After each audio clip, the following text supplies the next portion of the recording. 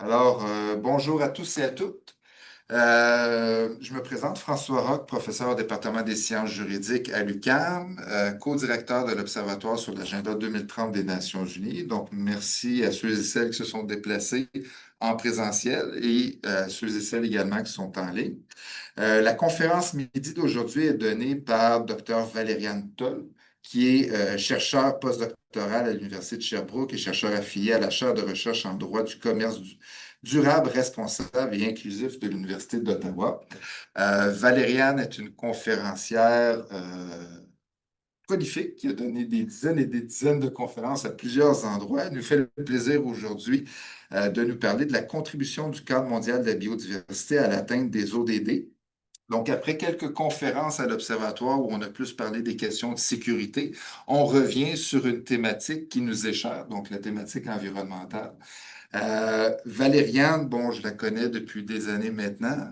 J'ai eu le plaisir et la joie de diriger sa thèse de doctorat qu'elle a soutenue il y a quelques temps maintenant à l'UQAM. Donc, dans le prolongement de ses travaux de thèse qui portaient aussi sur les enjeux de biodiversité, ben, Valériane reprend la parole aujourd'hui. Donc, je vous explique grosso modo le format. Donc, dans un premier temps, c'est une conférence classique et par la suite, il y aura une période de questions qui sera animée par mon collègue Blaise Pascal. Euh, Sans plus tarder, ben, je laisse la parole à notre conférencière du jour et je la remercie très sincèrement. Valériane, la parole est à vous. Merci François, merci Blaise Pascal aussi pour l'invitation. Alors, je vais tout de suite partager mon PowerPoint qui est censé se partager très bien normalement. En propos préliminaire, il faut savoir que j'ai écrit un article donc, sur le cadre mondial de la biodiversité qui a été publié à la Revue québécoise de droit international, donc qui est accessible à tout le monde en ligne si vous le cherchez. Et mes travaux de recherche sont issus d'une expérience terrain, donc d'une recherche terrain. J'ai participé à la fameuse COP 15 sur la biodiversité à Montréal, qui a vu naître ce fameux cadre mondial de la biodiversité. C'est quelque chose qui me tient vraiment à cœur de participer aux conférences des parties. Je trouve qu'on y retrouve énormément d'informations qui sont précieuses pour nos recherches et pour nos enseignements. Et donc, j'invite toutes les personnes qui sont capables d'y aller à y aller et en profiter. Je sais que c'était un gros enjeu pour beaucoup d'entre nous, mais si on est capable de le faire, ça vaut vraiment la peine. Euh, Avant tout, ok, là, petit clic. Ok.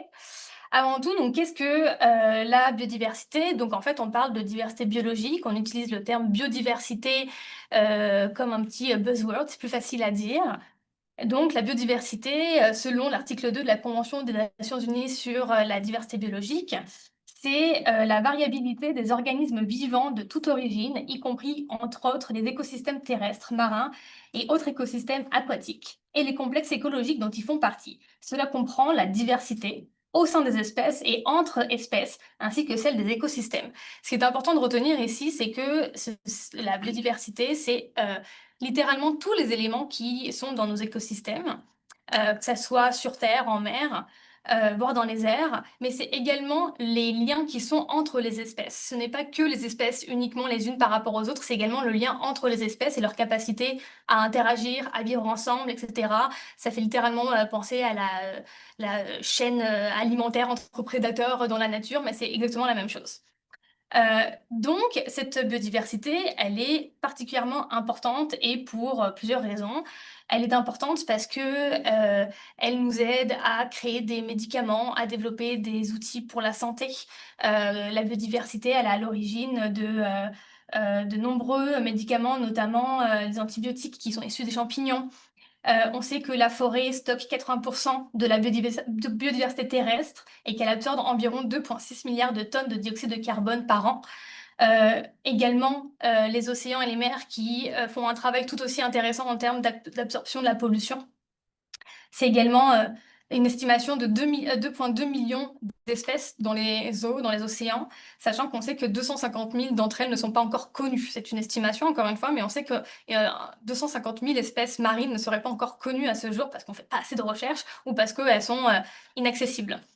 On sait pourtant que c'est 50% des espèces marines qui ont décliné dans les dernières décennies.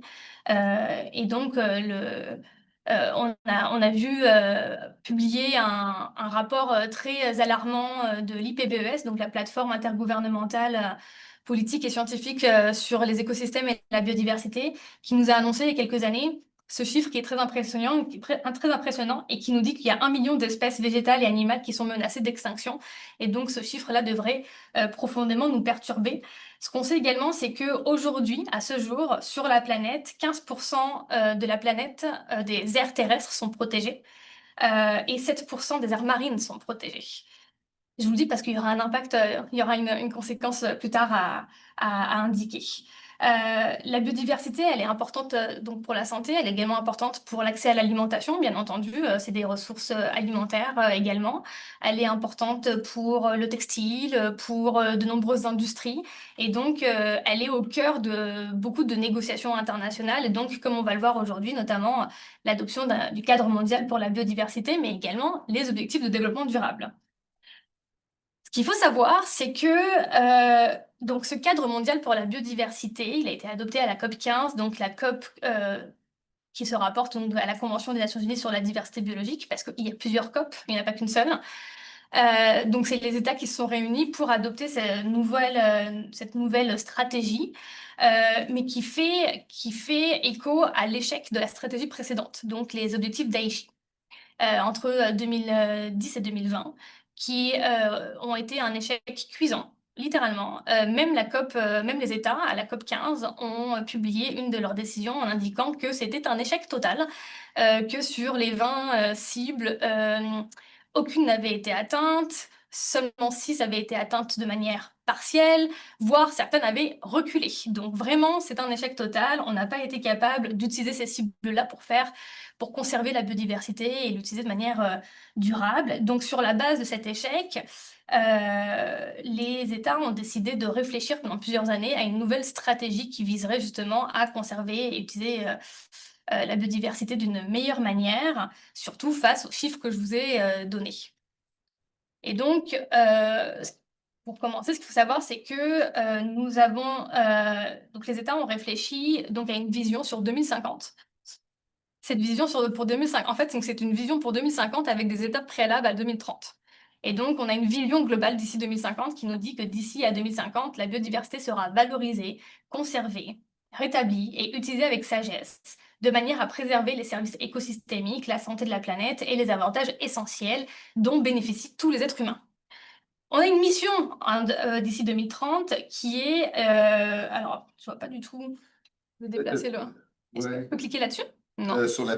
ouais, Ouais. exactement.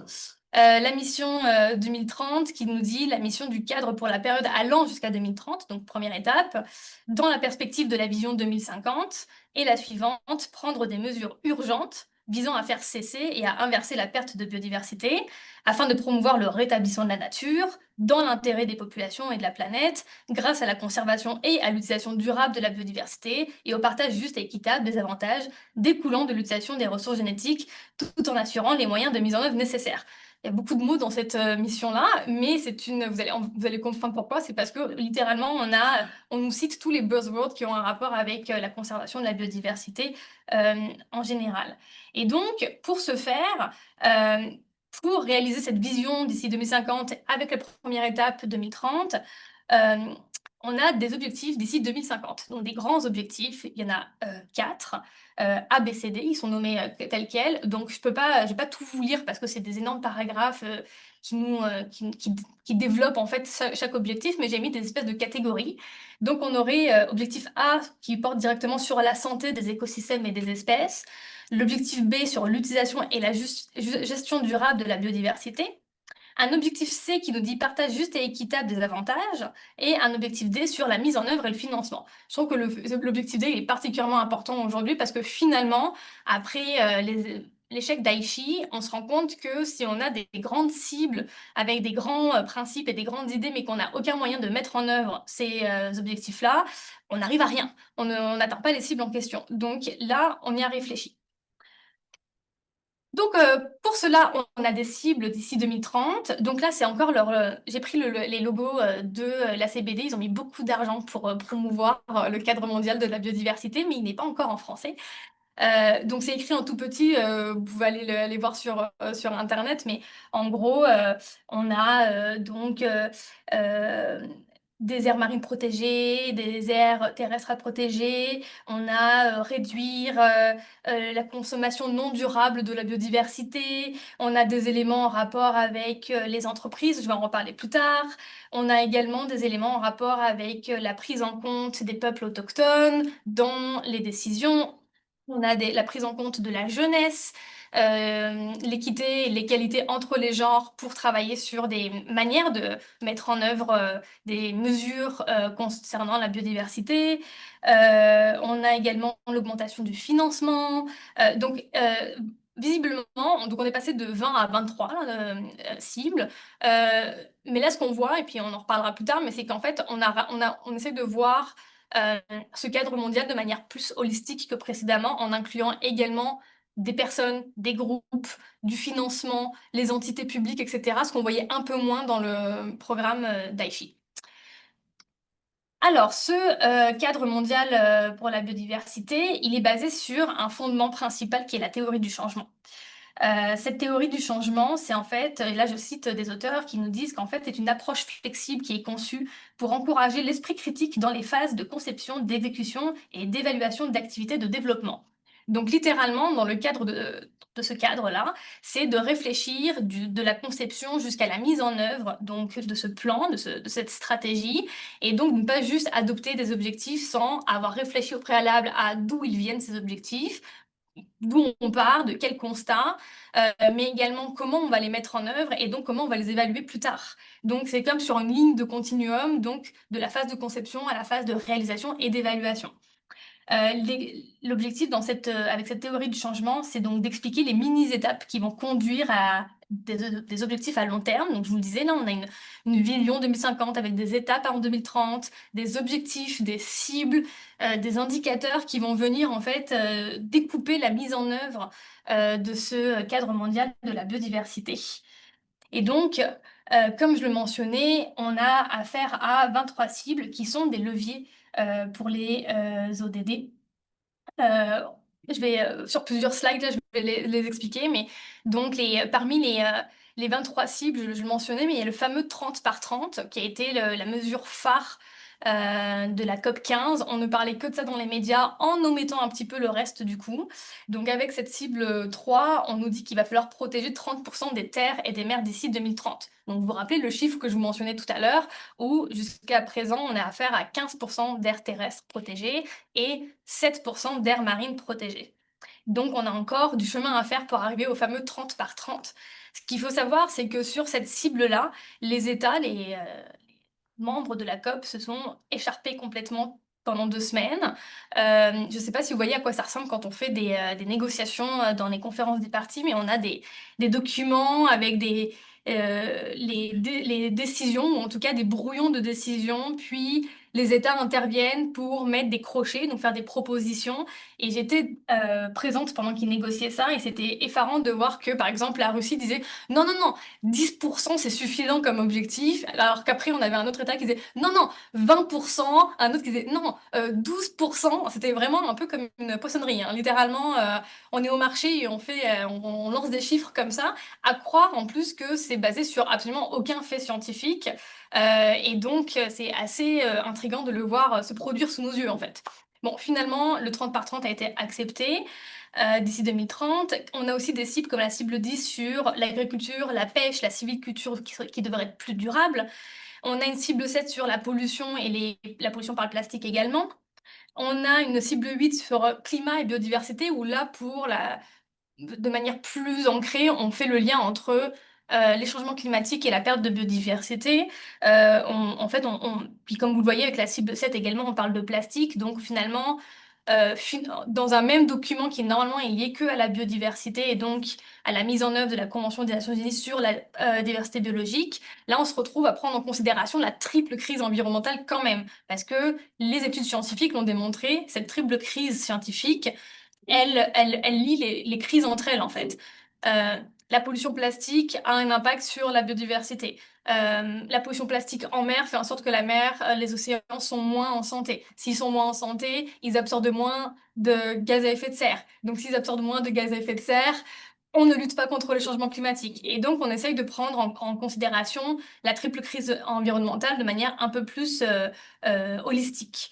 On nous parle également de consommation durable, parce que parler de perte de biodiversité sans parler du fait qu'il y a des consommations qui sont non durables à travers le monde, et donc des industries qui produisent de manière non durable également, on ne va pas lutter contre la perte de biodiversité. Donc il faut absolument prendre en considération toute la chaîne de valeur de la biodiversité, à l'extraction de la biodiversité par les industries, à la transformation par ces industries, à la consommation directement, et même, voire même aux déchets plus tard. Donc ça, on voit littéralement, les États ont tenu à regarder de manière plus générale la perte de biodiversité et à trouver des solutions pour vraiment enrayer la perte via, l'identification de comportements humains qui ne sont pas adaptés. On nous parle également, et je vais me le mentionner, donc égalité de genre, participation des populations autochtones, etc., qui sont censées...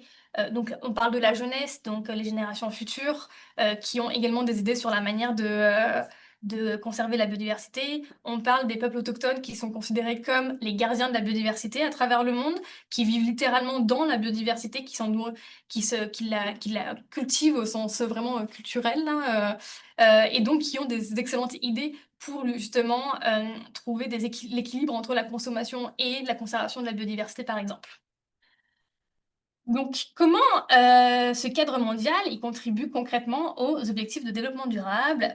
Ce qu'on voit, c'est que là, on a une espèce d'architecture un peu croisée avec les ODD. Donc là encore, on peut considérer que on fait les choses de manière plus intelligente qu'avant, moins en silo qu'avant, en essayant de prendre en considération ce qui existe déjà. Bien entendu, le cadre mondial, il porte sur la biodiversité et donc il va venir euh, approfondir ce que les objectifs de développement durable en rapport avec la biodiversité proposent. Donc là, on va encore plus loin spécifiquement sur la biodiversité. Euh, Typiquement, donc plusieurs exemples, comme vous le voyez, donc la cible 3 dont je parlais, là, le 30 par 30, on vise à protéger 30% des terres et des mers d'ici 2030, et bien entendu, ce sont des objectifs qui se retrouvent également dans les ODD. Alors, c'est pas forcément les mêmes chiffres, mais on sait que on va dans la même direction. Autrement, ces aires-là, il faut qu'elles soient protégées parce qu'elles vont venir également renforcer les questions de sécurité alimentaire. Donc, on va remplir en partie l'ODD 2 sur zéro faim. Ce qu'il faut savoir également, ce qui est très intéressant, et on en a beaucoup parlé dans les 3 dernières années, on a adopté récemment un accord sur la conservation et l'utilisation durable de la biodiversité marine en dehors des juridictions nationales, le fameux traité sur la haute mer ou l'accord BBNJ. Tu l'as beaucoup lu dans ma thèse, ça.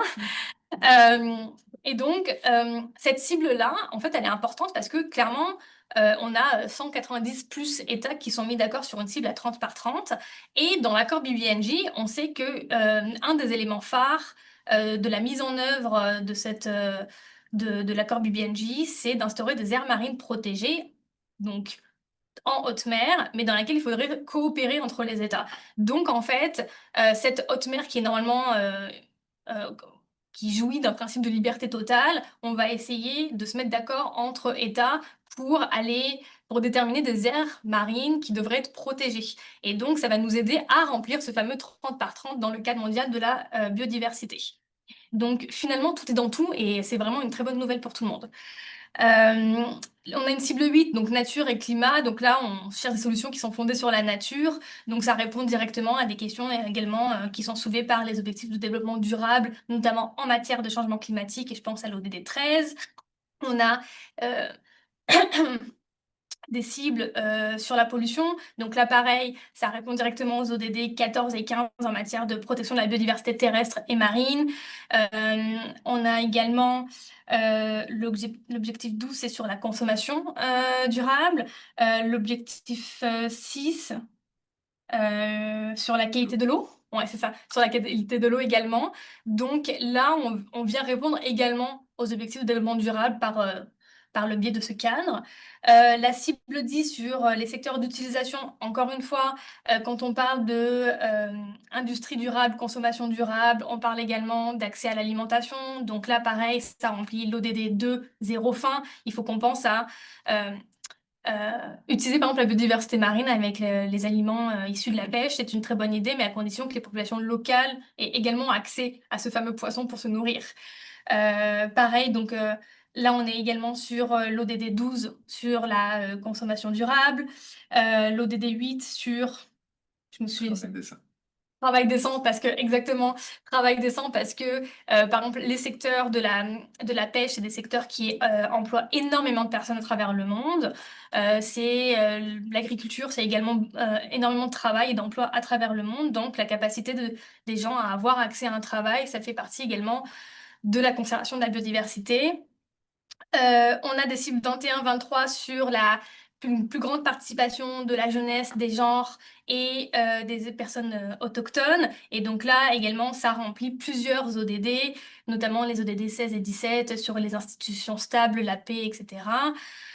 Donc voilà, je peux discourir beaucoup, mais j'ai pas cité toutes les cibles, mais vous allez comprendre que finalement, entre le cadre mondial de la biodiversité et les objectifs de développement durable, on s'y retrouve. Clairement, en matière de biodiversité, on vient compléter les ODD sur les questions qui ont attrait à la biodiversité dans son ensemble. Ce qui est très intéressant également dans ce cadre mondial pour de la biodiversité, comme je le précisais, c'est qu'on a réfléchi donc à un mécanisme de mise en œuvre et de suivi et de financement. Parce qu'on se rend compte qu'avec les objectifs d'Aichi, il n'y avait pas un suivi qui était assez serré de ce que faisaient les États. Il n'y avait pas des moyens de mettre en œuvre non plus les objectifs, donc notamment de soutenir via le renforcement des capacités les États qui en ont besoin pour adopter des plans nationaux, par exemple. Ça, c'est un élément qui est très important, que ce soit pour la mise en œuvre, mais également pour les questions de suivi.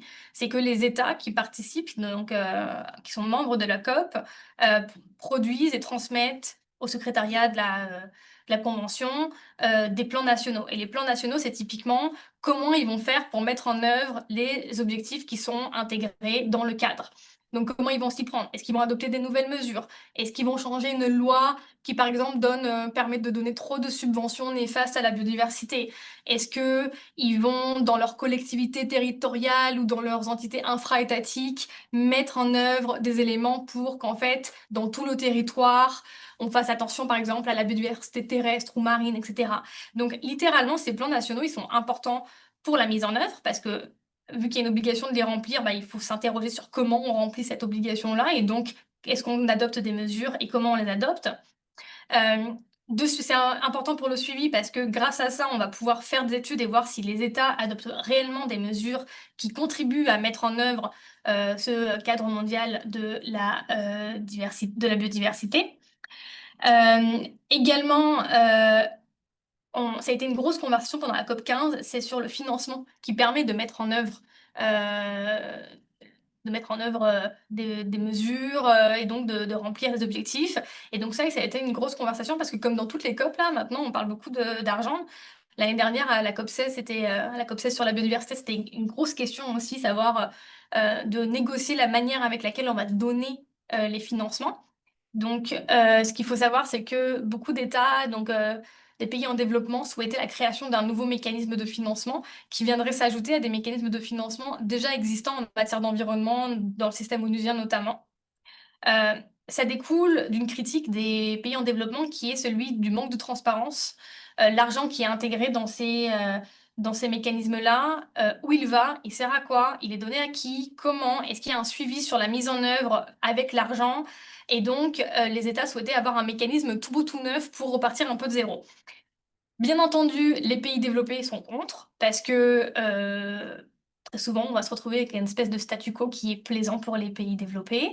Euh, et également parce qu'il y a déjà des mécanismes mis en place et donc l'argument des pays développés, c'est de dire que recréer des mécanismes, ça ne fait que augmenter l'espèce d'architecture, le millefeuille de mécanismes qui est déjà en place. Ça donne moins de lisibilité sur ce qu'on peut faire, comment on peut faire. Et donc voilà, donc on n'est pas arrivé à un consensus sur ça encore, mais je pense que les conversations vont continuer, bien entendu. Un autre point sur lequel on s'est bien écharpé pendant la COP15, c'est sur le montant du financement qui est alloué à la biodiversité. Euh, Ce qu'il faut savoir, c'est que il y a une cible qui est de 200 milliards d'ici 2030, d'ici 2030. Mais on sait que sur cette cible-là, les pays développés doivent augmenter le financement à destination des pays en développement et les pays les moins avancés de 20 milliards par an d'ici 2025 et 30 milliards d'ici 2030. Vous voyez, on a encore des étapes, surtout quand on parle d'argent, hein. Donc, on est bien content d'avoir des étapes bien claires. Euh, il y a eu un gros désaccord, un très gros désaccord qui a fait la une des journaux, notamment via la délégation de la République démocratique du Congo. C'est dans les nouvelles, hein, je n'invente rien, qui, au moment d'adopter le cadre mondial de la biodiversité, s'est levé en disant qu'il n'y avait pas consensus, notamment sur la question du financement, que c'était inadmissible.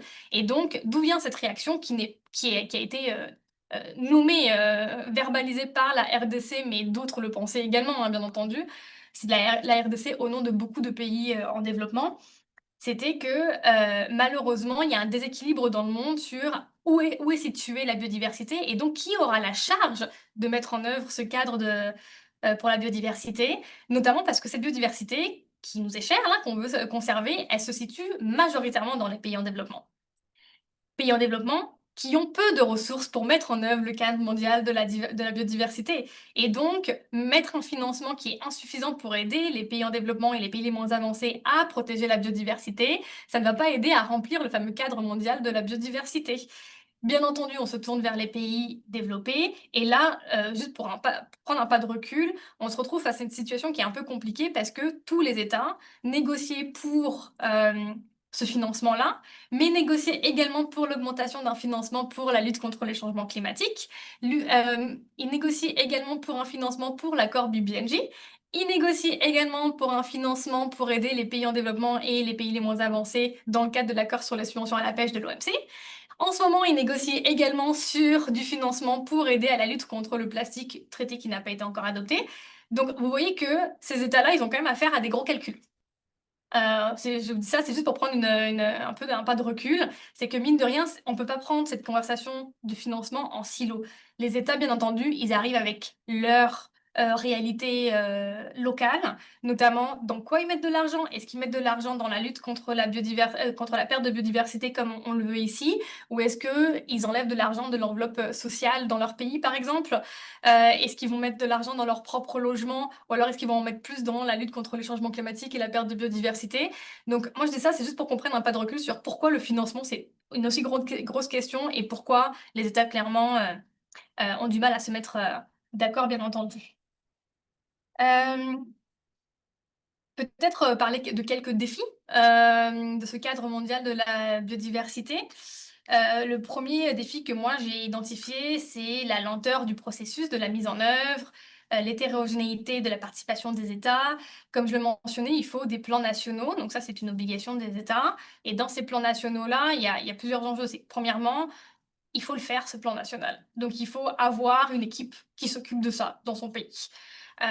C'est tout bête, mais il y a des pays qui ont des ministères avec énormément de personnes, de l'argent, de l'argent pour mettre en place ce genre de plan national, d'autres pour lesquels c'est plus difficile.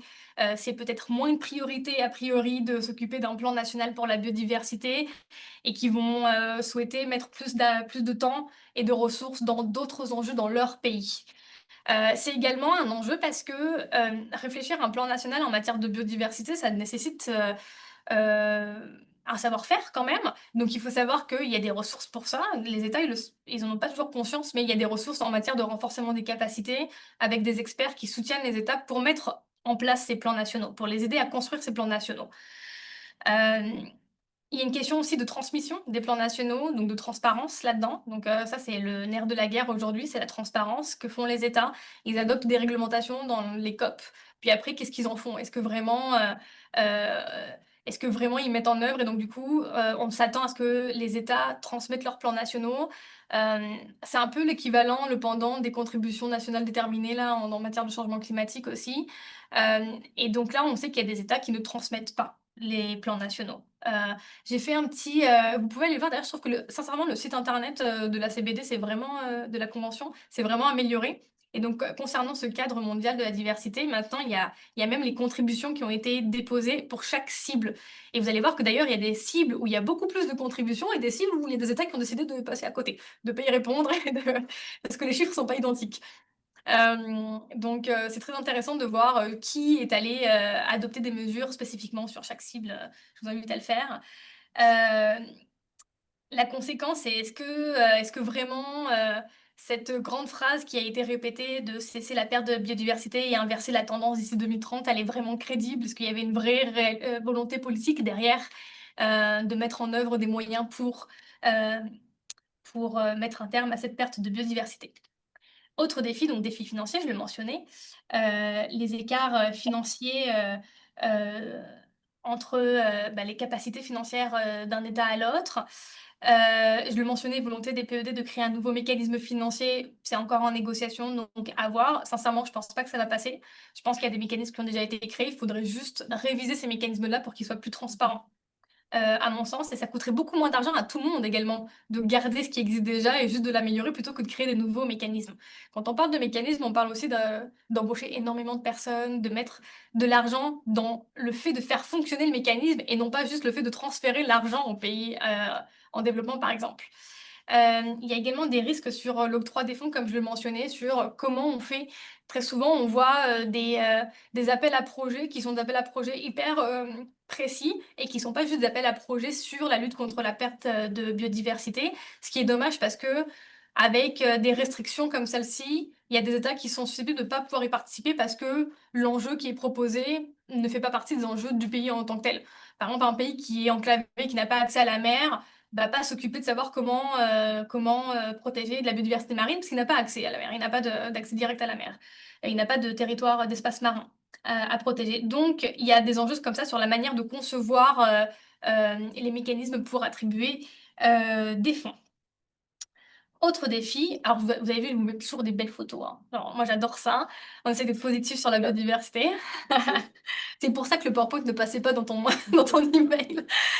Par exemple, sur le reporting des entreprises, donc la cible 15, donc on intègre une cible qui porte directement sur euh, le comportement des entreprises et des industries. Et donc là, bah, pareil, est-ce que réellement, donc c'est une avancée majeure hein, par rapport à avant, c'est de parler directement des entreprises comme euh, individus faisant partie des États qui participent directement soit à détruire la biodiversité, soit à la conserver en fait. Et donc là, il va y avoir une disparité de mise en œuvre étatique aussi, parce que on sait très bien que ça va être plus ou moins facile pour des États d'adopter des réglementations qui visent directement les entreprises. Il va y avoir directement un enjeu dans les États eux-mêmes pour faire le suivi de ce que les entreprises font ou pas. Ça, on sait que c'est un gros enjeu dans beaucoup de pays. Il y a également un enjeu lié à la volonté politique. Est-ce que réellement les États ont envie de contraindre leurs entreprises à adopter certains comportements? Parce que là, c'est pas les entreprises elles. On n'attend pas des entreprises elles-mêmes qu'elles adoptent un comportement en lisant le cadre mondial de la biodiversité. On s'attend à ce que les États adoptent des mesures qui visent directement les entreprises. Et donc, est-ce que vraiment on va avoir des mesures adoptées dans les prochaines années qui portent directement sur le comportement des entreprises? Excellente question. Et si c'est des réglementations un peu comme le fameux devoir de vigilance au Canada, où c'est juste une obligation de donner un rapport, on n'est pas sûr que ce soit vraiment très intéressant. Et donc, d'où l'idée, c'est, bah, oui, les entreprises, elles peuvent bien transmettre des rapports, mais ces rapports, ils doivent montrer quoi? Ils doivent montrer qu'elles font quelque chose, ils doivent montrer qu'elles ont adopté je sais pas moi, une politique à l'interne pour trier les déchets dans l'entreprise, ou ça doit aller plus loin? Est-ce que, je parlais avec quelqu'un qui est dans le milieu de la pharmacie, puis qui me disait que, bah, il y a des choses à mettre en place, mais accessoirement, la pharmacie, ça reste une des industries les plus polluantes au monde et qui utilise le plus de biodiversité. Donc, il va jusqu'où, alors jusqu'où on met en œuvre et donc jusqu'à quel niveau de processus de l'entreprise on met en œuvre ces obligations-là. Bien entendu, il y a des lobbies qui vont essayer de freiner les avancées en matière de réglementation environnementale. Il y a des subventions qui sont attribuées à des industries qui participent directement à ce que ces industries-là aient des comportements qui sont néfastes l'industrie du bois, par exemple, avec la destruction avec la déforestation, l'industrie halieutique, où on donne des subventions qui ont parfois tendance qui vont permettre aux entreprises halieutiques de surpêcher, de surextraire des ressources marines des océans. Autre défi, encore une photo mignonne.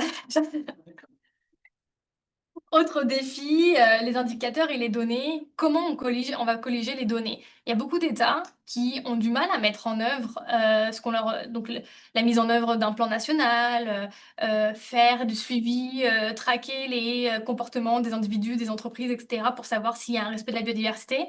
Le problème principal, c'est d'avoir accès à des données. C'est d'avoir des institutions publiques, bon, ou même privées, qui vont faire de la collecte de données, qui vont mettre ça dans des rapports, qui sont accessibles, qui sont transmis à des ministères. Et donc, on a affaire à un énorme enjeu en la matière, c'est comment on fait pour vraiment répondre aux enjeux de ce cadre mondial de la diversité, de la biodiversité. Est-ce qu'on a la capacité de savoir quels sont les stocks de poissons, je sais pas moi, au, au Zimbabwe? Bref, combien il y a d'hectares de forêt et donc combien sont détruites chaque jour? Le bois, il va où? Dans quel pays? Il est envoyé il est transporté de quelle manière?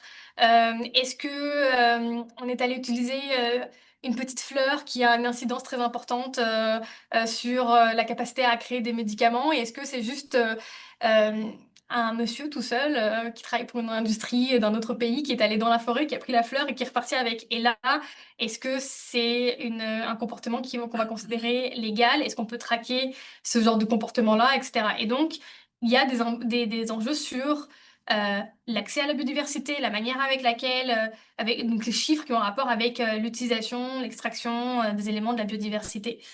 Euh, Capacité à transmettre les données, c'est la même chose. Donc, à les colliger, puis à les répertorier, puis à les intégrer dans un rapport qui va ensuite être transmis au secrétariat de la Convention sur la diversité biologique. Là, le problème principal, c'est que ça demande des ressources administratives qui sont énormes en général et que tous les États ne peuvent ou veulent pas mettre à disposition sur les questions de biodiversité. Et enfin, on a la question des indicateurs, donc la méthodologie des indicateurs. Euh, comment on quantifie pour chaque indicateur, par quelle méthodologie? Là, il y a un travail très intéressant qui a été fait depuis la COP 15. À la COP 15, les États ont décidé, en même temps qu'ils adoptaient le cadre mondial de la biodiversité, ils ont décidé d'adopter un comité qui travaille sur la méthodologie pour les indicateurs.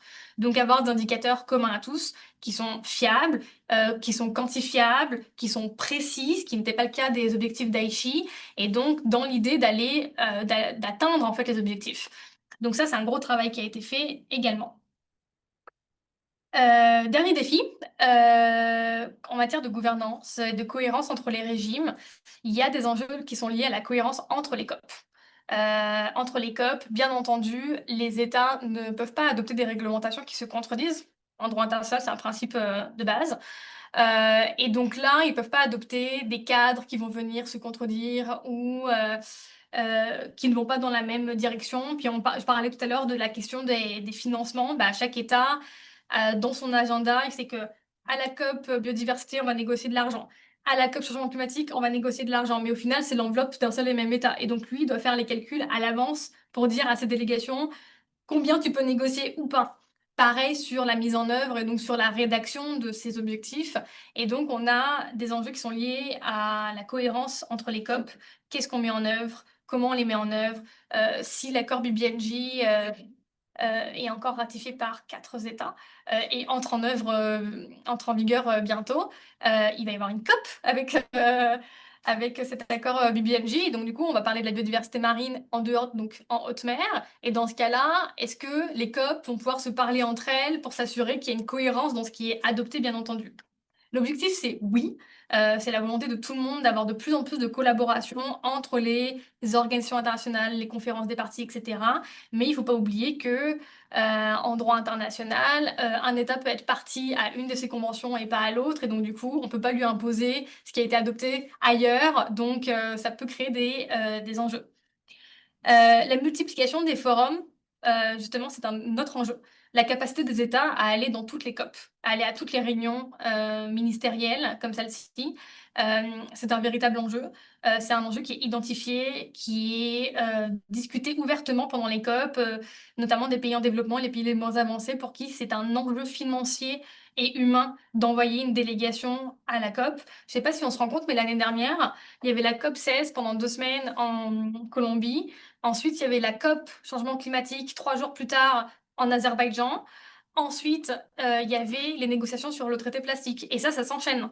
Et donc, pour beaucoup de pays, c'est la même délégation qui peut participer à ça. Mais en fait, est-ce qu'ils participent aux trois? Pas sûr. Pas sûr qu'il y ait assez d'argent pour le faire. Pas sûr qu'il y ait assez de temps pour le faire. Donc, ça, c'est un véritable enjeu qui est soulevé d'ailleurs à chaque conférence des parties.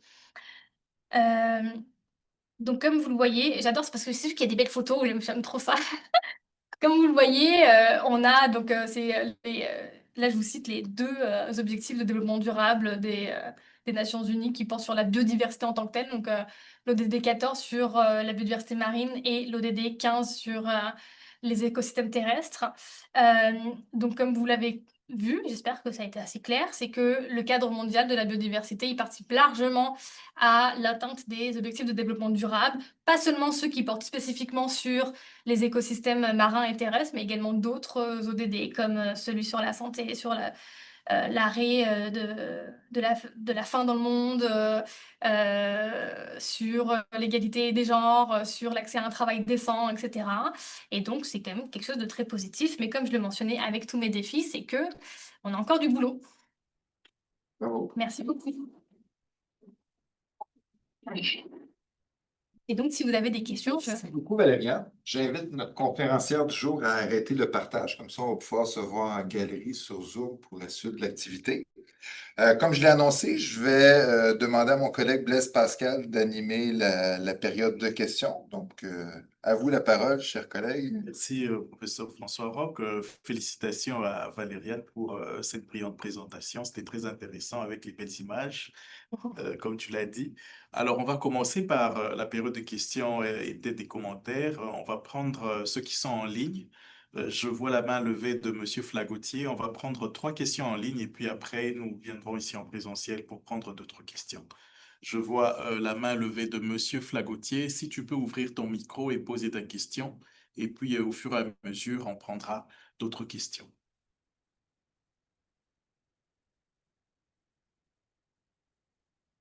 Monsieur Flagotier, tu as la parole. En attendant, on peut poursuivre s'il n'y a pas d'autres candidats en ligne. Oui, Monsieur Yves Dadi. Oui. Tu peux ouvrir le micro et poser ta question. Professeur. Euh, Bonjour à tous. Bonjour. Euh, Merci Valériane pour cette belle présentation. J'avais une question par rapport au mécanisme de financement concernant ce qu'on appelle les crédits biodiversité. Est-ce que c'est également inclus comme des mécanismes de financement de préservation de la biodiversité pour 2030? Merci. Merci. On peut prendre une autre question entre-temps. Entre-temps, en présentiel, s'il y a quelqu'un qui veut commencer. Oui. Ouais, je veux bien je me permets de poser la question parce que ça touche aussi les questions de financement. Tu l'as bien souligné, Valériane, il y a quand même une multiplication des mécanismes, des fonds. Là, on vient de sortir cet été à Séville de la 4e conférence internationale sur le financement du développement. Je pense qu'on est un peu à court, hein. C'est la 4e conférence, là. Il y a eu Monterrey, Doha. Après ça, on a eu Addis Abeba pour l'agenda 2030. On est quand même pas mal à court, hein, donc en termes de financement. Puis je me demandais justement dans ce contexte-là, ben, est-ce que dans le document final de Séville, il y a quand même des pistes qui sont intéressantes et qui permettent d'entrevoir une réponse, à tout le moins partielle, aux enjeux de financement du développement et de financement de la lutte contre la perte de biodiversité? Est-ce qu'il y a des initiatives? Bon, on va prendre une autre. C'est bon, professeur? Oui, je pense pas. On prend une autre question. Parce qu'elle était tentée de répondre, donc on prend d'abord une question et puis après on va, je sais pas. Oui, vas-y, madame.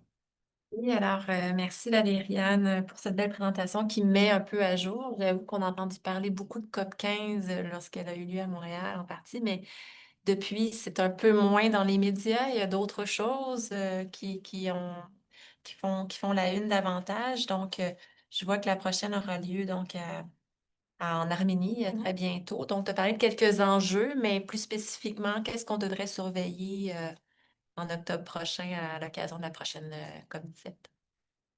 Excellent. Merci. Oui, Moulay, une dernière. Donc, qu'elle réponde et puis voilà. D'accord. Donc, j'ai une question par rapport euh, au défi, bien sûr, du reporting des entreprises.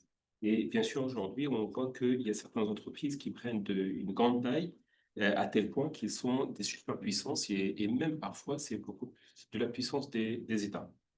Donc, je prends l'exemple des GAFAM, ben, c'est Google, Amazon, Facebook et Microsoft, par exemple, que ce sont devenus des entreprises pour lesquelles on ne peut pas poser un certain nombre de, de restrictions ou des informations qu'ils doivent communiquer qui les considèrent comme étant des informations qui sont stratégiques. Donc ça, c'est la première des choses. Et deuxième chose, on sait bien, et c'est la chose dont on ne parle pas aussi, c'est que ces entreprises, ils sont parmi parce qu'à chaque fois, on incrimine des industries polluantes telles que le charbon et d'autres qui utilisent le charbon, les gaz et autres, comme étant des polluantes. Mais on oublie que ces entreprises qui opèrent dans le domaine de la technologie, ils sont beaucoup plus polluantes que les autres. Mais c'est une pollution qui est, je dirais, qui n'est pas visible et qui n'est pas encore évaluée jusqu'à maintenant. Donc, qu'est-ce qu'il y a? Donc, est-ce que, à votre avis, il y a la possibilité de forcer ces entreprises à faire un certain nombre de rapports et aussi de s'impliquer dans les différentes stratégies étatiques qui sont imposées au niveau national et au niveau international, bien sûr, mondial? Merci, docteur Moulay. Je veux donner la parole à Valériane qui pourra répondre au premier lot des questions avant qu'on puisse se poursuivre.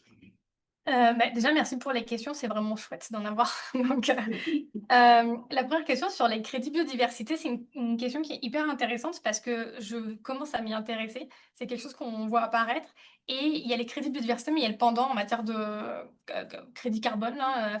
Et il apparaîtrait, j'en ai parlé avec un lobby canadien dans une industrie qui se voit taxer très très fortement dernièrement par les par les Américains, et en fait qui m'a interpellée sur la question des crédits, pas forcément sur la biodiversité mais sur le carbone, mais je pense il y a un pendant à faire et ça va être un peu le même genre de mécanisme.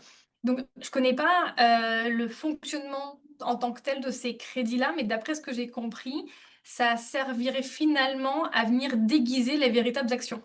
Donc on achèterait ces crédits-là pour dire qu'on participe à la lutte contre la perte de biodiversité, alors même qu'en fait on ne met rien en œuvre pour lutter activement contre la perte de biodiversité.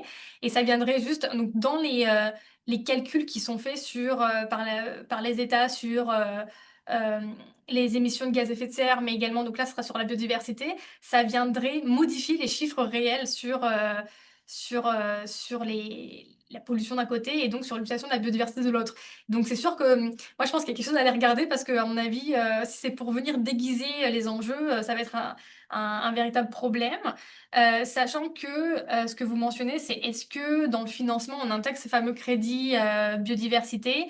À ma connaissance, et je connais pas la totalité de la décision de la COP15 là, qui porte avec toutes les cibles par cœur, là, mais le financement sur lesquels ils se sont mis d'accord les États, c'est du financement qui proviendrait non pas que du secteur public, mais également du secteur privé et de toute autre forme. Et donc je pense que ils se sont ouverts la possibilité d'intégrer ces crédits biodiversité dans ce mécanisme de financement-là. Donc je pense qu'on pourrait facilement faire rentrer les crédits biodiversité dans la formulation de la cible sur le financement. Vu comment c'est rédigé rédigé de manière très très large, donc ça permettrait justement de faire rentrer le crédit biodiversité dans la catégorie financement, ce qui pose problème selon moi à plusieurs égards, mais je pense il y a matière à un sujet de doctorat ou j'en ferai pas un, mais il y a clairement il y a matière à faire des recherches sur ça. François, ta question sur la réunion à Séville qui a eu lieu en juillet, hein, c'est ça? Oui. J'ai pas regardé ce qui est sorti de la rencontre sur le financement des ODD, c'était ça? Oui. Ouais. Ben, des ODD, mais de façon globale, ça s'inscrit dans une série de conférences qu'on a eues depuis Monterrey en 2002. Donc, on est rendu à la 4e, mais c'est pas plus grave si tu n'as pas eu l'occasion de regarder, là. Mais je suis juste curieux Non, de c'est savoir s'il y avait eu des propositions spécifiques qui avaient été mises sur la table pour répondre justement aux enjeux de financement en matière de lutte. J'ai pas regardé spécifiquement, mais je serais pas étonnée de voir une mention qui renvoie au cadre mondial pour la biodiversité. On voit de plus en plus apparaître des renvois à d'autres instruments juridiques justement pour dire bon bah ça on va pas s'en occuper maintenant parce qu'il y en a d'autres qui s'en occupent ailleurs. Donc mais comme tu mentionnais, on est à sec sur les financements, on sait plus où aller chercher de l'argent. C'est justement pour ça que la rédaction de la cible en matière de financement sur le cadre mondial de la biodiversité, il intègre d'autres formes de financement et pas que du financement étatique, mais également du financement qui viendrait du secteur privé. Et je pense aux investissements, à des banques, à des régimes de pension, etc., qui peuvent participer en fait à financer la lutte contre la perte de biodiversité. Mais également, ce qu'on peut faire, c'est que quand on est à sec, c'est d'essayer de regarder le problème sous un autre angle. C'est qu'au lieu de juste entre guillemets, aller insuffler de l'argent, mettre de l'argent dans des projets, il faudrait regarder ce qu'on peut corriger et éliminer à la base. Et donc, l'exemple même de l'élimination des subventions à la pêche qui participent à détruire la biodiversité marine, c'est un bel exemple. C'est au lieu d'aller regarder dans quel tiroir on peut aller retrouver de l'argent, est-ce que on n'irait pas ouvrir un tiroir qui en donne beaucoup d'argent à certaines activités, à certains comportements, et donc diminuer cet argent-là et peut-être relocaliser ça ailleurs. Un peu comme les subventions aux énergies fossiles. Exact. Donc, aller réduire ces subventions-là. Donc, quand on les réduit, c'est-à-dire que les États vont donner moins d'argent. Cet argent-là, on peut le mettre ailleurs. Donc, voilà. Les subventions qui sont éliminées parce qu'elles participent à la pêche illicite et non déclarée, non réglementée, par exemple, une fois qu'on aura éliminé ces subventions-là, bah, c'est de l'argent qui va rester. Techniquement, c'est dans le budget. Donc, cet argent-là, on peut le relocaliser vers quelque chose qui est plus intéressant, par exemple. Est-ce que les États vont faire ça? C'est une autre paire de manches, mais essayer de voir le problème sous un autre angle, ça peut être une bonne idée aussi. Euh, Ta question, Caroline, sur la COP 17, du coup, en Arménie, qui aura lieu en 2026, si je ne me trompe pas. Euh, sur quoi il faut se focaliser? Bah, en fait, ce qu'il faut savoir, c'est que le cadre mondial de la biodiversité, c'est une des décisions qui a été adoptée pendant la COP 15, mais c'est pas la seule. C'est celle qui a fait le plus de bruit, bien entendu, qui a été la plus médiatisée parce que c'était la plus sexy avant, hein, on va pas se mentir. Mais dans toutes les COP, il y a tout un tas d'autres décisions qui sont adoptées pour continuer à mettre en œuvre le contenu de la Convention des Nations Unies sur la diversité biologique. Et donc je pense qu'il y a tout un agenda pour continuer à mettre en œuvre, notamment, bah, on va continuer à se pencher sur le financement, ça c'est le nerf de la guerre, hein, financement. Il y a d'autres questions sur bah, éliminer les subventions qui sont néfastes à la biodiversité, essayer de discuter de méthodologie de calcul. Donc il y a tout un tas de décisions qui sont adoptées sur des sujets très distincts, dans des comités très distincts, dans les COP. Et je pense que le plus gros à faire, et ce qui est très important pour la société, c'est de s'assurer de la contribution des États. Et donc que les États transmettent réellement les informations, les plans nationaux, etc. Et donc trouver des moyens pour aider les États qui ne l'ont pas encore fait à le faire. Donc via un soutien, par le renforcement des capacités, etc. C'est important pour la biodiversité, mais aussi pour les... Je me fais attaquer. Pour les... pour les questions de transparence, pour la société civile, pour les populations, pour savoir finalement toutes ces rencontres-là dans lesquelles on met beaucoup d'argent, elles ont lieu pour quelles raisons? Et donc, en fait, c'est important que les États participent donc volontairement là, de leur chef ou avec de l'aide à dévoiler ce qu'ils mettent en place, afin que même les populations puissent voir en fait ce qui est fait et ce qui n'est pas fait d'ailleurs. Ce qui n'est pas fait, ce qui pourrait aider à faire évoluer les choses en la matière. Je ne sais pas si ça répond à ta question, mais c'est des idées. De toute manière, il va y avoir des négociations sur le prochain agenda, donc on verra bien quels sont les pics, ce qui intéresse le plus les membres des COP. Je pense qu'il y a une grosse conversation qui va avoir lieu aussi sur la coopération et la collaboration entre les régimes juridiques qui sont mis en place, notamment si dans les prochaines semaines on voit l'accord BBNJ qui entre en vigueur avec les 4 dernières ratifications. On y croit. Et également l'accord sur les subventions à la pêche, je pense qu'il en reste juste un d'État. Donc ça veut dire qu'il y a de plus en plus de régimes juridiques, de plus en plus de réunions ministérielles ou de conférences des parties, et donc il va falloir trouver un moyen de coopérer et de travailler ensemble, notamment pour transmettre les informations. L'objectif, c'est pas que les États transmettent tout le temps les mêmes informations et tout le temps des rapports à produire qui donneraient les mêmes informations. C'est également, une fois qu'ils ont produit un rapport sur la biodiversité, que ça soit éventuellement transférable d'une conférence des parties à l'autre pour qu'on ait accès à ces informations-là. Ça, c'est autre chose encore, mais je sais qu'il y a des conversations sur ça. Euh, et finalement, la question oui, de monsieur sur le défi en matière de reporting des entreprises, et notamment des entreprises qui sont tellement puissantes qu'en fait, elles empêchent les États d'avancer en la matière de biodiversité, c'est ça que vous vouliez dire?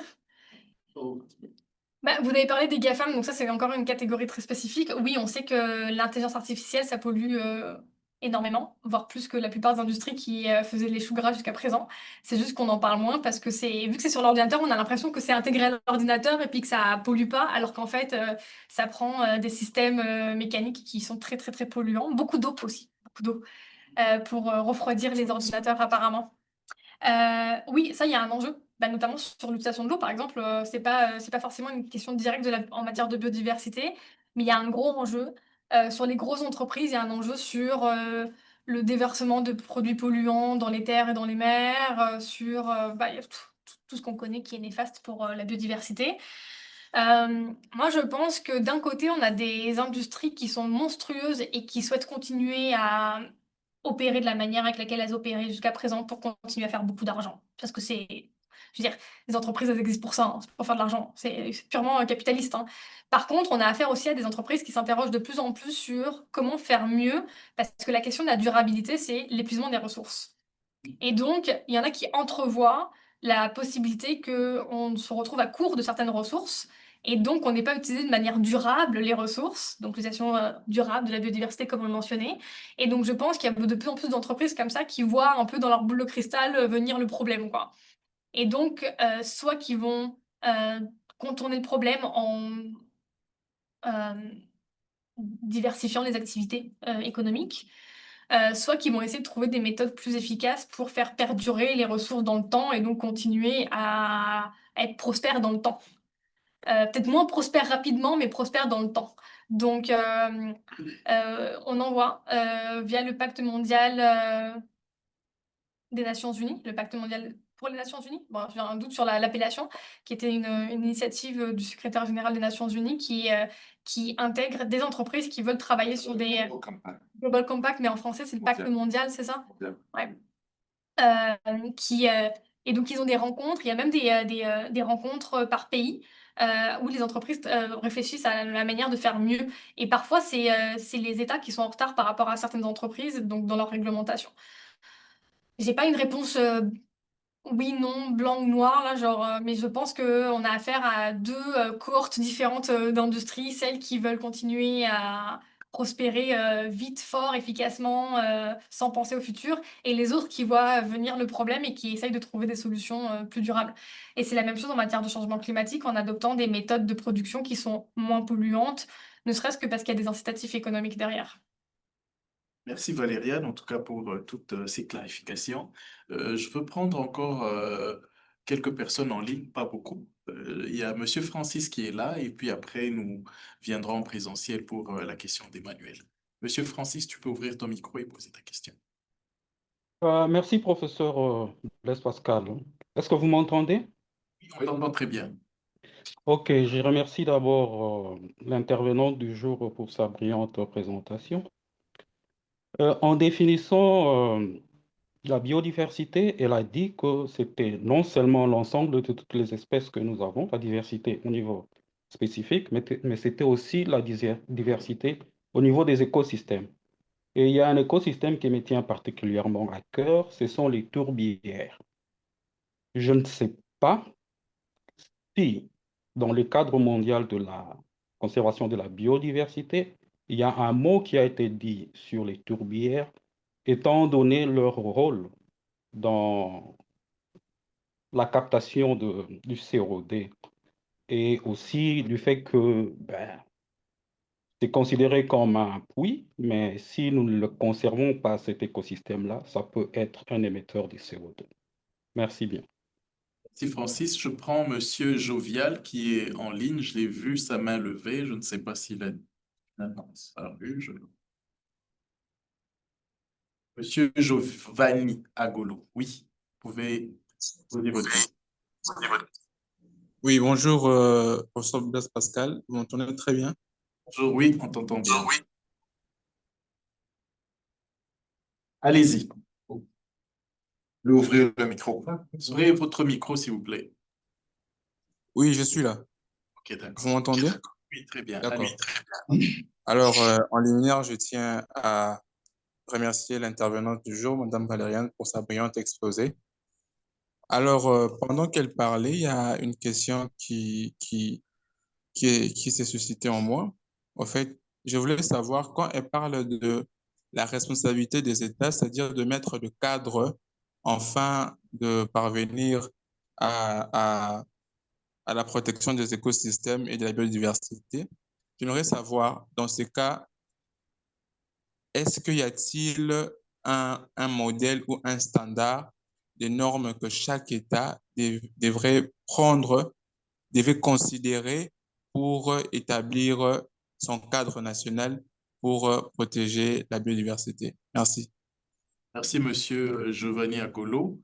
Je ne sais pas s'il y a une autre personne en distanciel qui veut poser une question. Jusque-là, non. Bon, on va prendre Monsieur Emmanuel et puis... Une seconde. Oui. Merci beaucoup pour votre présentation. Elle est vraiment riche et puis elle m'a beaucoup enseigné, encore une fois de plus. Cependant, j'ai quelques interventions et puis quelques questions.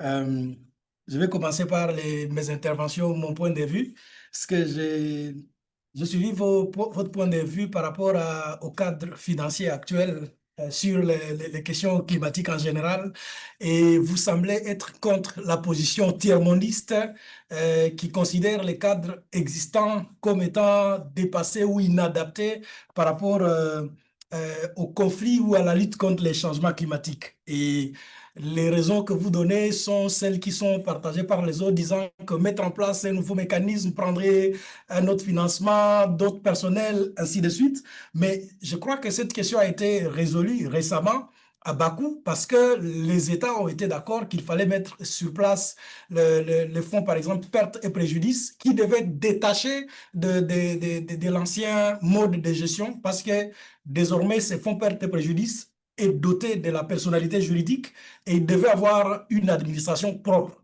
Donc, c'est vraiment, on tend vers une avancée par rapport aux revendications des États en développement qui demandaient effectivement la mise en place des mécanismes financiers qui ne soient pas contrôlés par la Banque mondiale. Parce que la revendication des pays en développement, c'était que le mécanisme financier en place, il était contrôlé par la Banque mondiale, et alors que la Banque mondiale, pour eux, c'est une institution financière qui participe à la pérennisation des méthodes coloniales, d'où l'endettement et tout le pouvoir comme la domination occidentale qui continue à s'exercer sur le pays en développement. C'était cette reproche-là, et aujourd'hui, en tout cas, il y a au moins une solution qui va vers la mise en place des fonds qui sont autonomes, qui sont dotés de la personnalité juridique.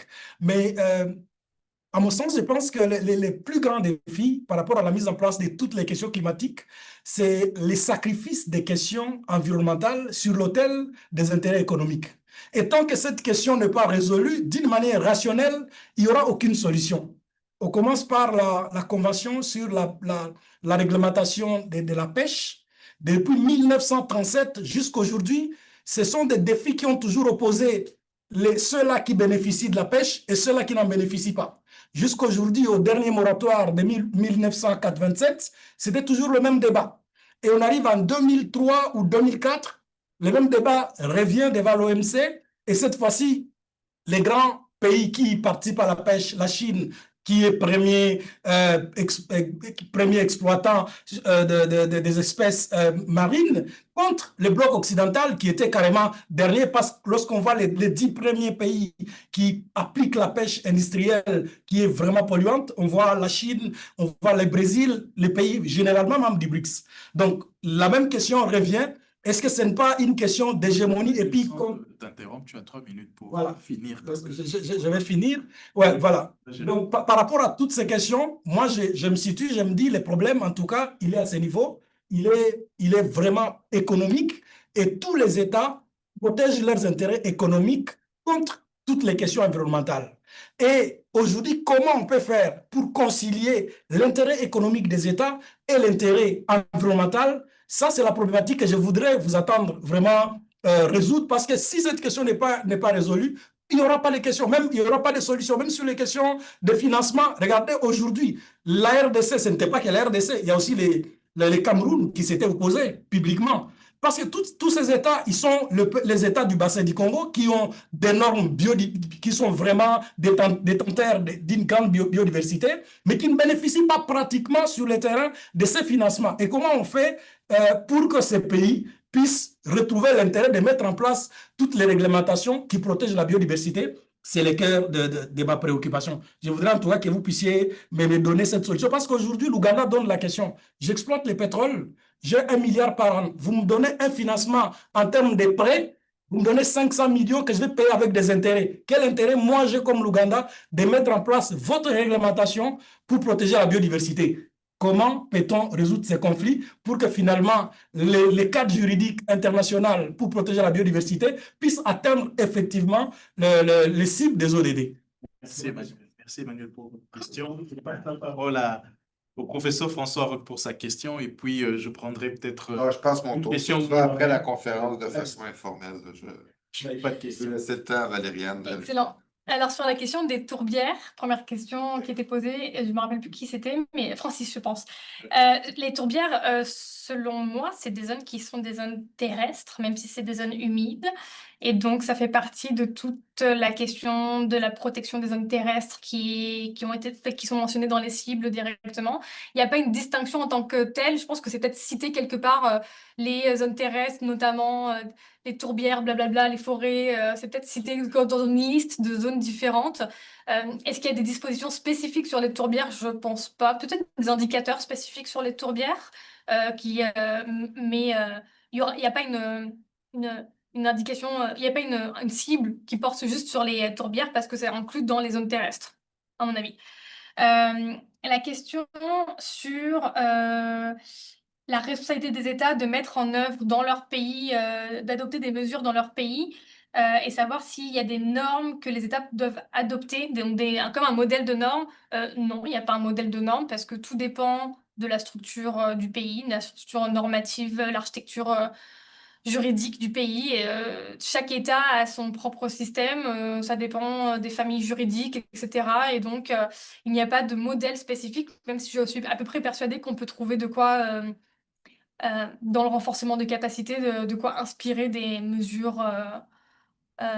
Donc, je pense que les États peuvent s'inspirer de mesures qui ont déjà été adoptées par d'autres, qui ressemblent à ça, mais qui sont adaptables en fonction de la structure du pays, de sa manière de réglementer, là. Donc voilà, tous les pays n'ont pas la même structure normative, le même genre de réglementation. Donc ça dépend.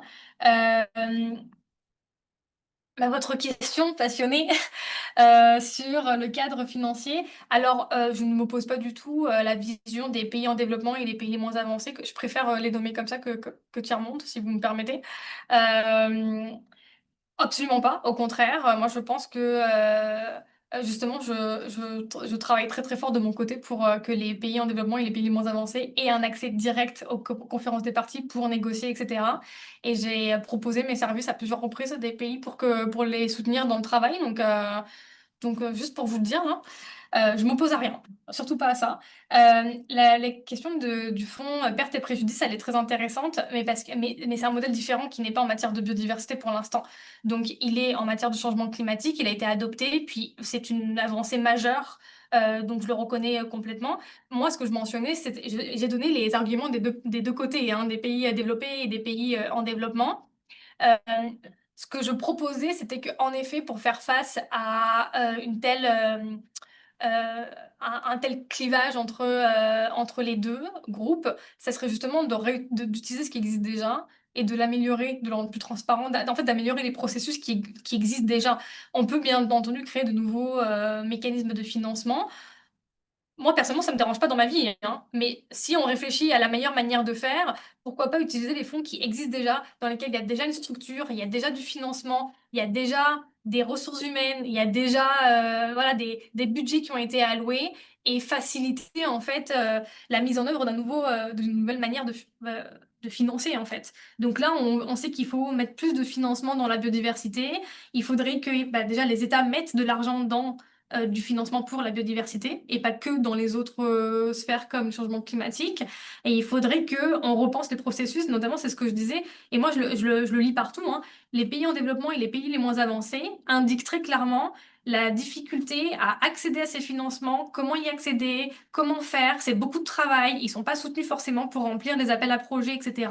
Et moi je pense qu'il y a tout un travail justement pour faciliter l'accès, rendre le système plus accessible, plus transparent, bien entendu. Enfin, moi, je pense qu'il faut commencer par ça, personnellement.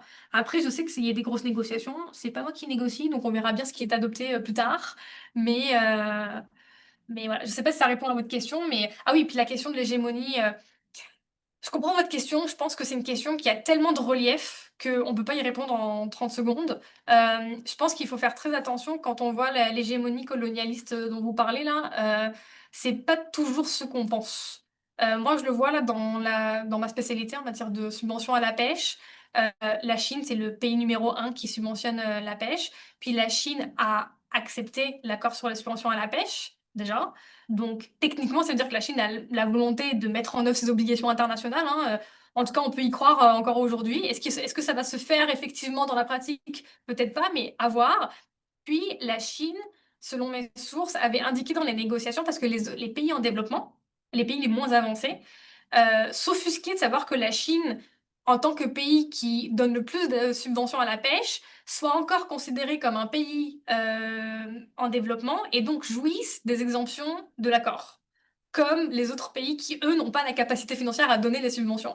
Et donc là, il y avait comme un paradoxe avec lequel les pays en développement ne se remettaient pas, là, ils ne se remettaient pas de ce paradoxe-là. Et la Chine, dans les négociations pour que ça avance, aurait dit que pour l'accord sur la subvention à la pêche, elle allait se considérer comme un pays développé. Donc, elle ne pourrait pas profiter des exemptions pour les pays en développement et les pays les moins avancés.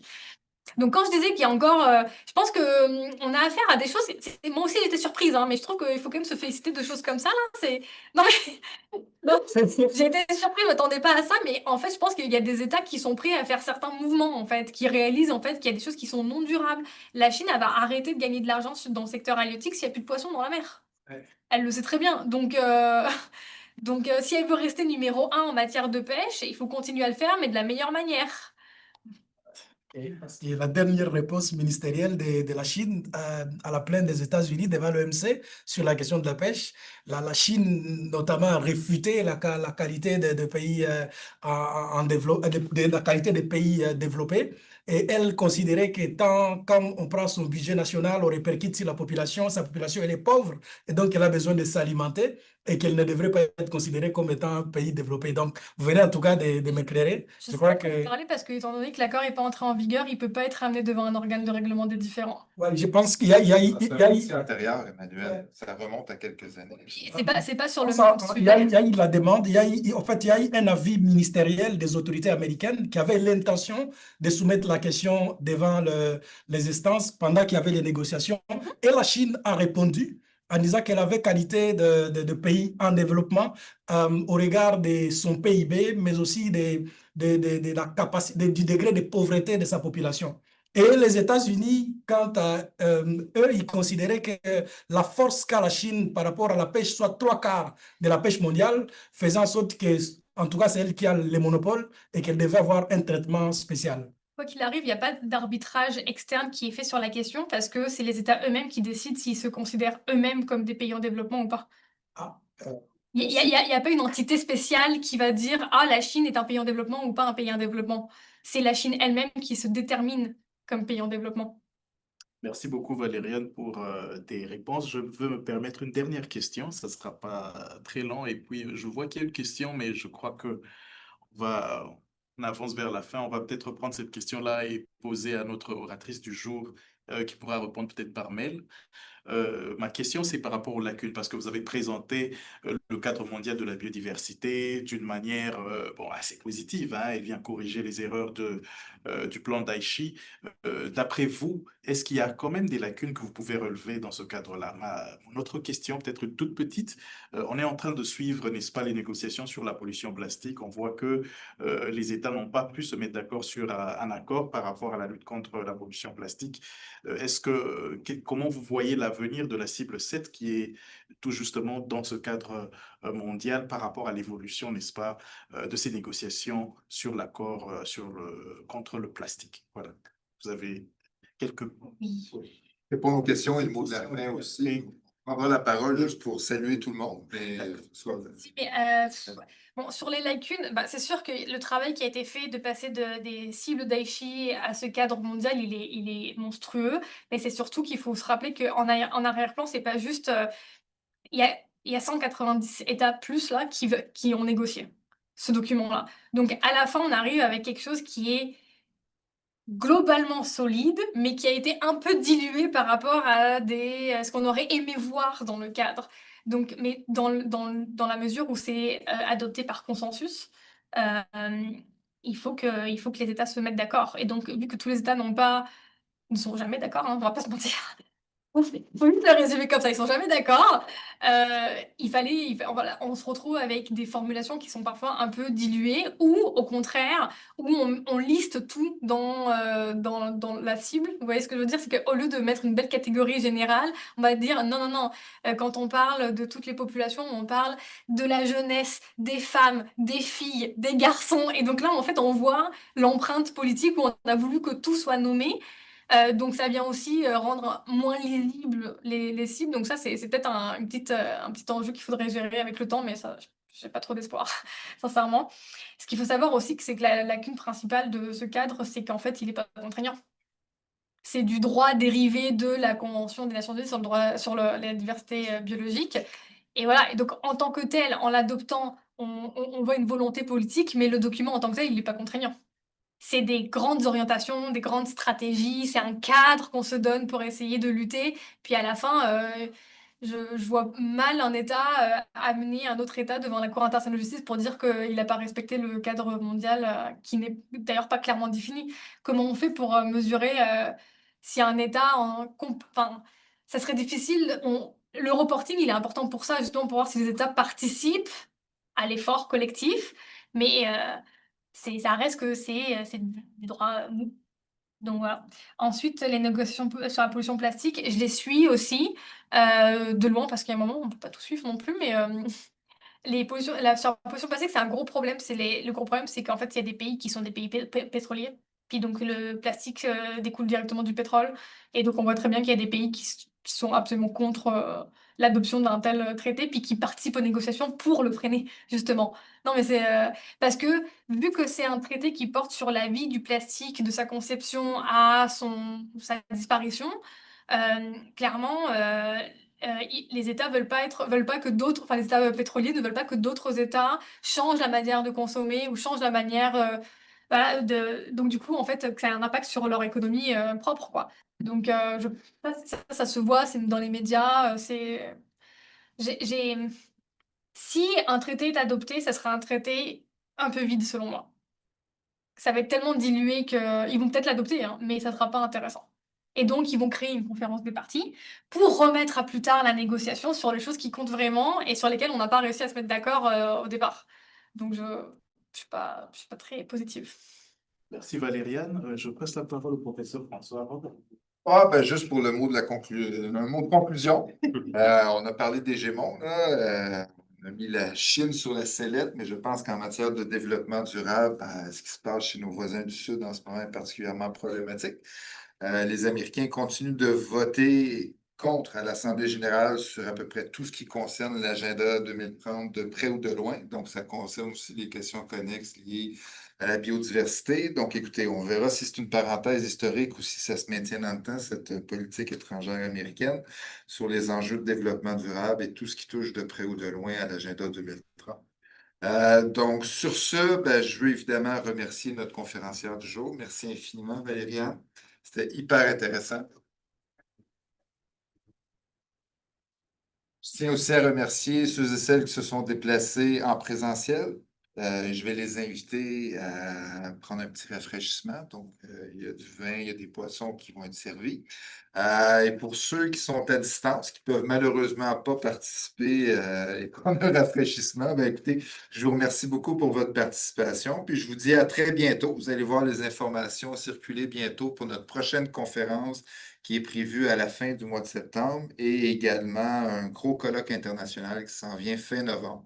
Donc, les informations devraient figurer sur notre site web d'ici environ 2 semaines maximum. Donc, encore merci à tous et à toutes. Bonne fin de journée et à bientôt. Au revoir. Merci, au revoir.